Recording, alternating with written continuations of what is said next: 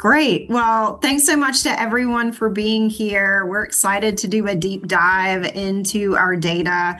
Obviously, we have a philosophy at Tennessee Achieves of students first always. So know that every data point we know is actually a student, a human. This is human work. And so we are doing the best we can to meet each student where they are at scale. So, the work is really twofold for us. It's about ensuring that every student has the support that they need. So meeting that student where they are, but we also are very interested in moving the needle. That at scale part we take very seriously here. I think that's what makes us uniquely positioned, not only in Tennessee, but across the country. So Ben, if you're ready, I'm ready. Let's show them some data. Absolutely. So I'm going to share my screen here in just a second, but I did leave out that if you're on here watching, your video is off. You're just kind of joining and watching us. If you have any questions or feedback, feel free to utilize the chat or the Q&A feature to be able to interact with Krissy and I'll monitor those questions and we'll get those answered here on the broadcast as we move along. So I want to go ahead and share. Okay. Great. So thanks for being here for our annual report release. Just up top, everyone should know we'll be sharing this. It's on our website. Ben will also proactively push it out to everyone in our network. So we're excited to jump in. If you're familiar with Tennessee Achieves, you obviously know our mission. We also attempt to be very cost effective and efficient in how we operate. $83 per student statewide. That's a number that we've held steady on for some time now to benchmark. Many programs are sitting somewhere between $2,500 and $5,000 per student. So ensuring that we are running a program that really takes into account this public-private partnership and thinking about those dollars, incredibly important to us. We also recently sent our graduates over to the Department of Labor to benchmark if they are actually employed. What we know is that 84.7% of our students are working in Tennessee, and that's benchmarked against 76% at our state's community college and 73% at our state's technical colleges. We work at a very large scale. The scope of our work, as I said, incredibly important to us. 74 county footprint, also about 450 high schools. I think 432 was the count this year. We serve about 93% of the state's high school seniors, as well as 87% of Tennessee's community college graduates. Big numbers here. Like I said, when we get it right, we see the needle move. Mm-hmm. We had the largest Tennessee Promise applicant pool to date, application rate, incredibly exciting for us, although we know that many students come to us with the intention of leaving the Tennessee Promise pipeline off to a four-year institution. For us, it's about ensuring that student has reached the milestones along the way for a successful transition into post-secondary. You can see we're going to hit that 800,000 students served. I was on something last week and they said 8,000 students. No, 800,000 students served by us very soon, a number we're incredibly proud of.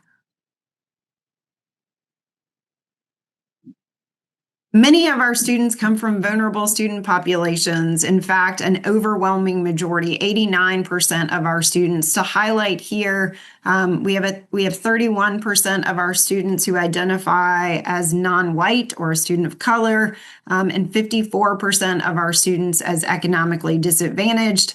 38% of our students are telling us they're the first in their families to go to college.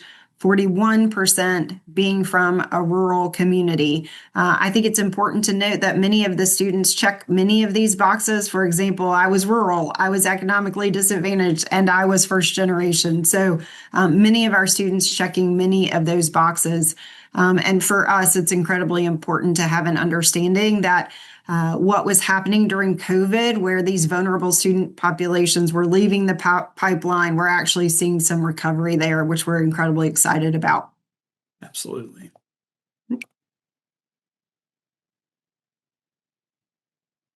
So the big reveal, I think, comes with the logo, but we have supported 53,168 graduates from our program. When we launched, I remember having a conversation with Randy early in those tnAchieves days about what if we sent 10,000 students to college and 10,000 students graduated, and now 53,000 students have actually graduated from our program, which is incredibly exciting.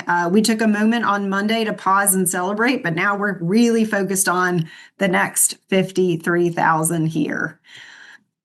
What are they doing? I think it's incredibly important to see what that terminating degree looks like. You can see here 13% earning a technical certificate, 40% earning an associate's degree and going directly into the workforce, and then 46% making that leap from community college to four-year institution and earning a bachelor's degree. It tells us a lot about that earnings level for student. You can see at the bottom also the student breakdown by economically disadvantaged first gen, and then again, that sort of rural capture.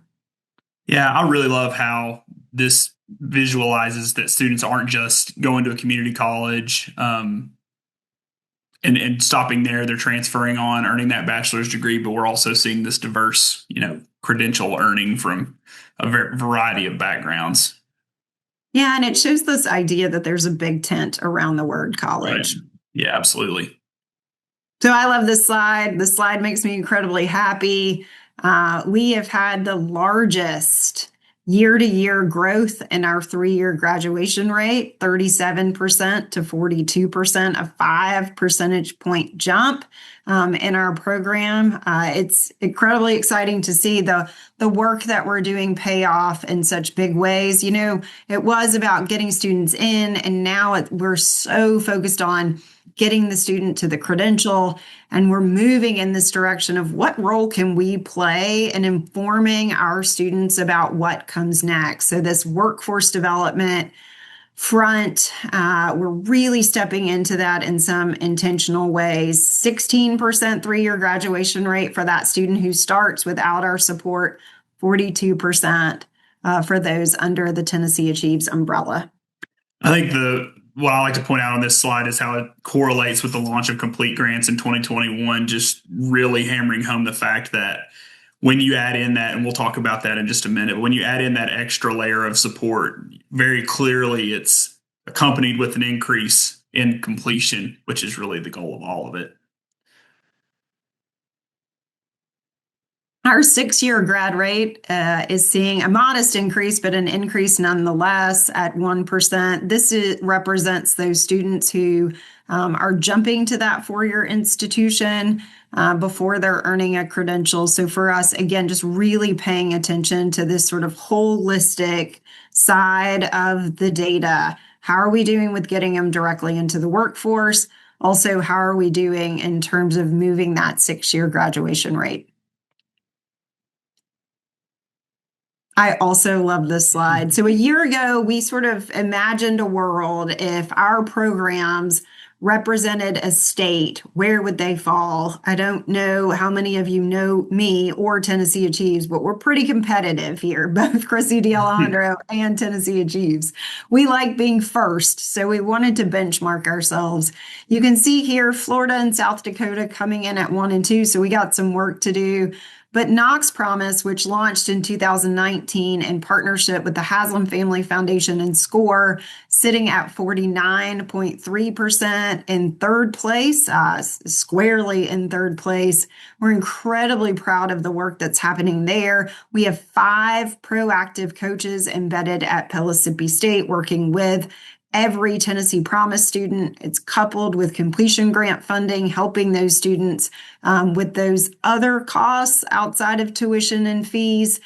You can see global tnAchieves here. We just talked about this, but at 42%, making tnAchieves 8th in the country. Complete, which I think is incredibly remarkable. It's Knox Promise for our most vulnerable students, our lowest income students, coming in at 9th at 41%. It's a statewide pilot that we're so attempting to make a permanent fixture of the Tennessee Promise. You can also see Tennessee benchmarked at 23rd, and then the national average right at 33.8%.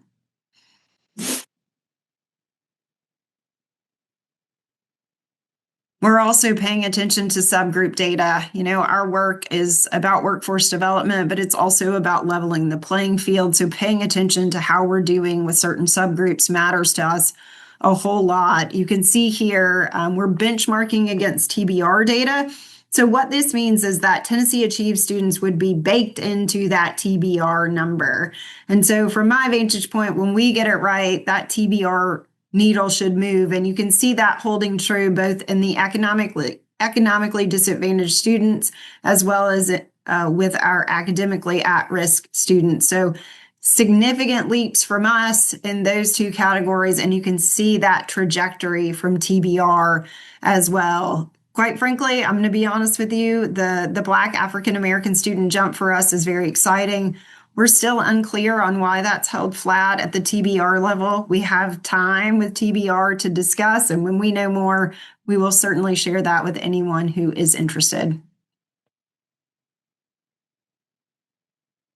As Ben said, we've put a lot of eggs in the complete basket over the last few years. 27 proactive coaches across the state embedded on college campuses. We are not academic advisors. We are there to provide bandwidth to the college, to be a good partner, as well as to, most importantly, support students on their journey. We're coupling that with completion grants, that emergency aid in many ways, addressing things like food and housing insecurity, as well as paying for books and computers for students who need it. About 22,000 students served since we launched this program. Coaches are on campus doing all sorts of different things with students. Obviously, we talked about the completion work. You can't access a completion grant without the coach. We're also based heavily in a curriculum. So coaches via Salesforce are tracking where students are in real time and really helping stabilize and normalize things like time management and self-advocacy, also really digging in on this career readiness component. Since we launched completion grants, we're at 6.7 million that have been distributed across the state. I think that's incredibly impressive when you know that it's about $125 each grant. So that's just these small increments going to students, making a very real difference. Again, grocery, transportation, and computers sort of rounding out the top three. This year alone, $2 million have been given out to students. It's an incredible effort by everyone on the team. Tennessee Achieves is a team sport in general, but this really highlights how good our team really gets it. Yeah, I'm so impressed by the team, especially those that lead this part of our work. $6.7 million out of a nonprofit that goes directly to students to help elevate. It's amazing, and I honestly don't know how we do it. Yeah, it's so good. And each one's individually requested too, which is another big piece of that. So we have 800 pages of stories. So students do not even an application. They really do just need to tell us what's happening. But so many of our students working full time and attempting school full time and supporting their families and really overcoming sort of some crazy obstacles along the way. This is one example among literally countless that we have from students where the coach and the grant are really a difference maker. Right. So to reinforce, if you come in at your chances without support from Tennessee Achieves in the 3-year graduation rate space, 11%, complete coming in. So that's the statewide footprint, the pilot at 41%, and then Knox Promise at 49%, students being 4.5 times more likely to graduate than their peers. This is the why. If you come into the program and you are from an economically vulnerable situation, it's unlikely that you'll graduate from college. And if you add in all of these accountability measures, it just makes such a big difference. It's remarkable to see that every time. It's huge. We also are doing some intentional work in the transfer space. An overwhelming majority of our students telling us their freshman first semester that they have intentions to transfer, but very few actually making the leap. And so you can see they are 22% transferring from TBR. The students that we are coaching in the transfer space making a 61% leap. It's very exciting to us to see a number that large. Who are utilizing the coach, working with the coach to sort of demystify transfer. We also are working with the non-coached students, so they actually have a transfer program as well in terms of receiving information from us. So difference maker all around, and us really thinking about how we can successfully integrate what we know from this pilot statewide. Yeah, I like the stat at the bottom here where we're seeing 81% of our students who transfer are earning an associate's degree before they transfer. I know that early on, and when we first launched Tennessee Promise, there was always some concern that students would sort of take advantage of a year or a semester of Tennessee Promise funding just for kind of to try to decrease the tuition cost at a 4-year college. But what we're finding is that when they start with Tennessee Achieves, they tend to finish earning that cert or that credential. They've got that piece of paper so that when they do transfer on, they've crossed a major milestone. I love that we pulled that data.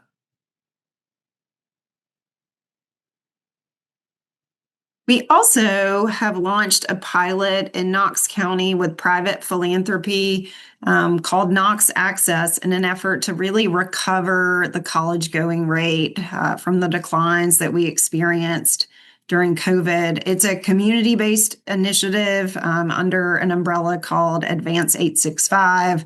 But here we're embedding coaches in high schools to really determine how much time is needed inside the high school building to move the needle. 18 schools served, so the entire public school footprint in Knox County with 6 coaches doing all sorts of different milestone work. Success rate in the FAFSA completion space, if Ben moves to that next slide, is going to be 10 percentage points, for example, ahead of what we're seeing across the state.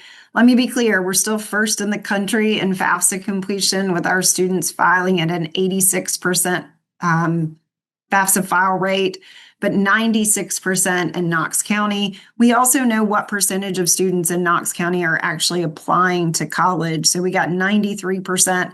We don't know that in the other 73 counties. So something, again, that as we move through this pilot, we're in the second year, that we're really paying attention to. Community service being a big deal for us. Randy Boyd says that we are the largest community service provider in the state. I don't know if that's exactly true or not, but we like being first. But 5.3 million hours certainly could get us there.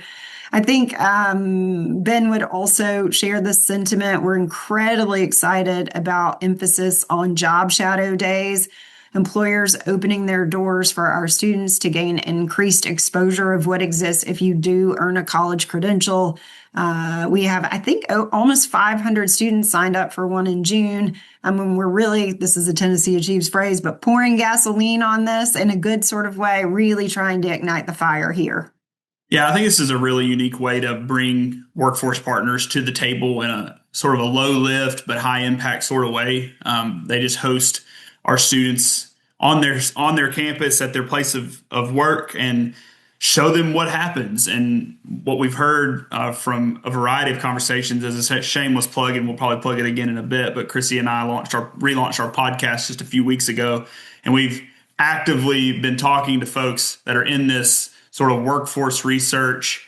How do we better align post-secondary with workforce outcomes? And it kind of seems like everybody we've talked to has said that employers need a seat at this table. And to us, this is a really easy way for an employer to begin to have conversations with students, It also creates a feedback loop with us, who then we can share that information with the post-secondary institutions. It's really a nice way to begin to bridge this gap. So if you, as an employer, want to host students as a job shadow experience, all you have to do is reach out to me, and we can get that ball rolling for you. I would imagine that the employers who have participated and will in this upcoming season here in a couple of weeks, they would tell you that it's beneficial not just for the students, but really them too, because the people that are at work get to experience sort of this interaction with a college student who's really eager about joining the workforce. And I think there's a lot of tangible benefits that come along with it. So we'd love for you guys to, if you're on here and aren't already participating in that, to join in with us on that. We operate summer programs for academically at-risk students, something we've been doing for a very long time. First pilot launched in 2012 at Pellissippi State with 27 students, called Summer Bridge. You can see here students being 3 times more likely to graduate if they participate in our program. We are putting all of our efforts this year into the expansion of Summer Institute. It's a 6-week credit-bearing program where students who are behind actually leave the program having eliminated the remediation need and have 9 credits under their belt. So not only have they caught up, but they're ahead of their peers. And for us, this is something that we feel like maybe there's no silver bullet in education, but this is about as good as it gets. Yeah, super excited about that expansion. Ben talked about this a bit, but we have launched Team Tennessee Achieves. We have all sorts of partners. I feel so grateful over the last 18 years of people who continue to sit at the table with us and provide us with feedback. You know, I always say you can't hurt my feelings at this point. And because of your feedback, we just continue to innovate and produce stronger results in the student space. Anyone that wants to help us recruit mentors or provide additional funding or host a job shadow day, let us know. And we're happy to come alongside you as we're building out and standing with students. Absolutely.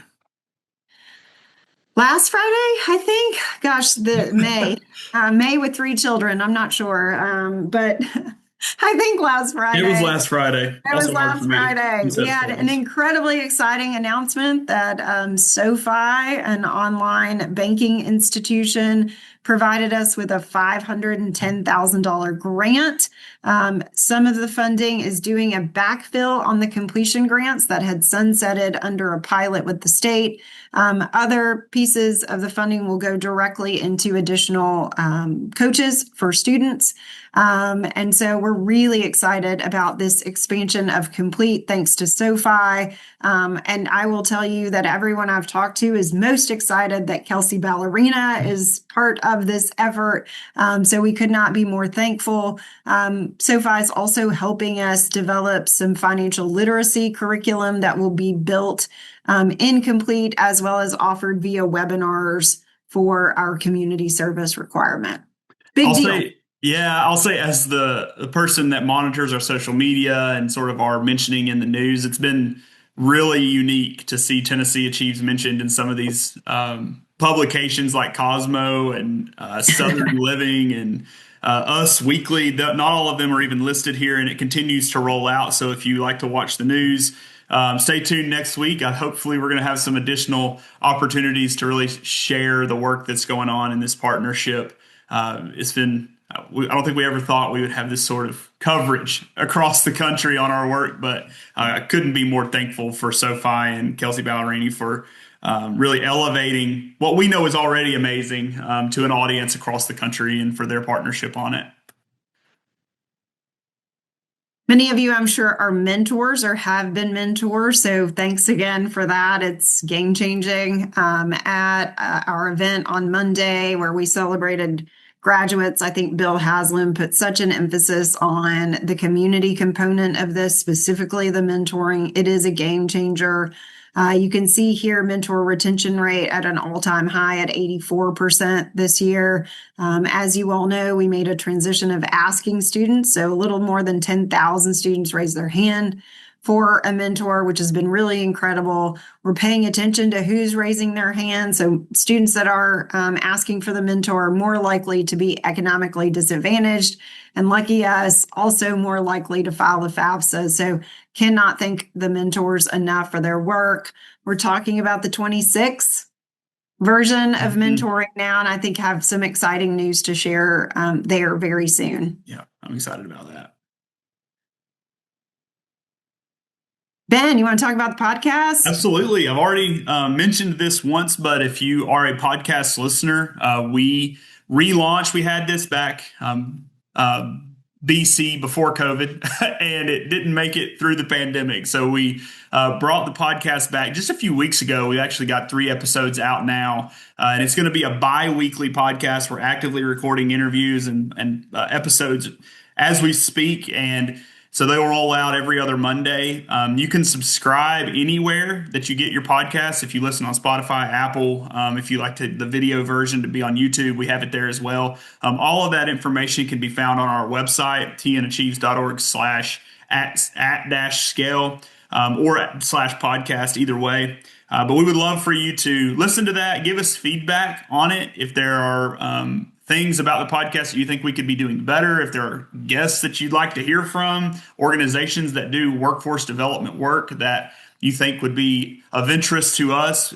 Really, the goal of this is to talk to partners who are doing work similar to ours to learn how they are operating and what they're doing, so that we can maybe leverage some of that as best practice in the work that we're doing here in Tennessee. So would love to hear your feedback on it. If you have listened, let us know if you liked it, if you didn't. But we're really excited to continue with this. I think it's something that it's a media that we're kind of new in. So bear with us if it doesn't sound great. We're still working on it, but I'm pretty proud of it so far.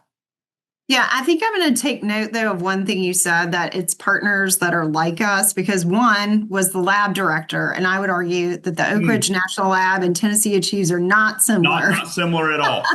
Very true. No, we're really talking to all sorts of different actors and players in this space in an effort to give a full picture of we are one small partner in a very large pie of all sorts of different workforce, K-12, business and industry partners. We're happy to be one actor among many. And so really trying to provide a holistic perspective of the pipeline. Absolutely. So we have a saying at tnAchieves, students first always. It's part of our ethos. It's part of our values. You'll see here graduates first always. So while data incredibly important as we think about taking a student into the space of employment, as we think about sitting down with business and industry and being a good partner there, as we think about how we can provide bandwidth to our post-secondary partners, how we can be value add in K-12. We're bridging a lot of different spaces, but at the end of the day, it always comes back to students. So again, I'm so grateful to everyone for coming here and hearing about our data, but I'm also grateful to be one of those partners in the room who often are talking with so many others, from TAC to our community and technical colleges to TBR to business and industry, about how we can all advance workforce development and student success. Thank you for joining us for this episode of At Scale, the tnAchieves podcast. Each conversation is a step toward a deeper understanding of how we can collectively expand opportunity and increase post-secondary access and success for all students in Tennessee. To continue following this work, be sure to subscribe on Apple Podcasts, Spotify, or wherever you listen. Subscribing ensures you never miss an episode, and your rating or review helps others discover the stories and insights that we'll share. Together, we're not only supporting students, we're building Tennessee's future workforce. Thank you for listening.